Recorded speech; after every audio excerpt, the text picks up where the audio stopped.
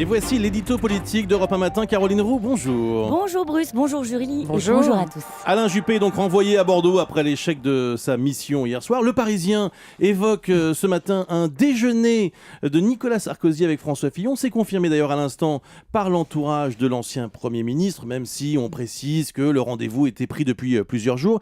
Est-ce que l'ancien président va être appelé à la rescousse ? Mais naturellement, il n'a plus le choix. Qui d'autre ? François Fillon, Jean-François Copé, ils sont carbonisés par leur combat. On ne peut pas les imaginer au service d'un quelconque rassemblement de la famille alors qu'ils organisent le naufrage du parti. Alain Juppé, lui, a échoué face à la haine des deux camps. Le seul qui peut mettre un terme au psychodrame aujourd'hui, c'est naturellement Nicolas Sarkozy. Il rentre de Chine, il fait savoir qu'il est préoccupé, un déjeuner était prévu de longue date. Est-ce qu'il sera maintenu ? En tout cas, le déjeuner avec le perdant se transforme en déjeuner de la dernière chance avec François Fillon.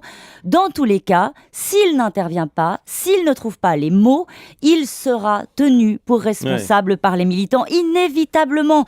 On se souviendra du jour où, ensemble, tout était encore possible, du jour où il n'a rien fait. Ils veulent rester le seul leader naturel de la droite au cas où. Il a organisé en coulisses la promotion de son héritage. Il a vu les candidats les uns après les autres pour adouber les uns, décourager les autres. Alors maintenant, il est la seule autorité à droite auprès des militants, auprès des cadres, auprès des députés, des parlementaires, à pouvoir tenter d'imposer une issue. Oui, mais quel intérêt il a à le faire ? Officiellement, aucun intérêt. Mais ce qui se joue là est supérieur.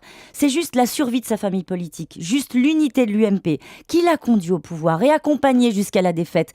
Juste l'immense désarroi des centaines de milliers de militants qui ont cru en la droite et qui sont aujourd'hui proches du dégoût. Certes, on nous explique, dans le carré de ses fidèles, qu'il n'a pas intérêt à se mêler de cette histoire, qu'il va s'abîmer, que ce n'est pas son calendrier, qu'il ne bougera pas avant 2014. Au fond, après moi le chaos, c'est une option qui renforce encore la stature du commandeur.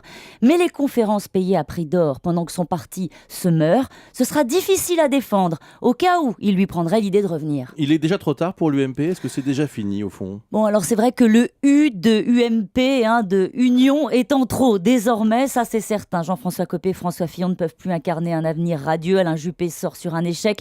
Mais il reste des militants, il reste des députés, il reste des maires, des sénateurs, des conseillers généraux, des fédérations, des électeurs. Il reste une génération d'anciens ministres engagés et qui pensent que l'UMP est encore le meilleur moyen de construire l'alternance.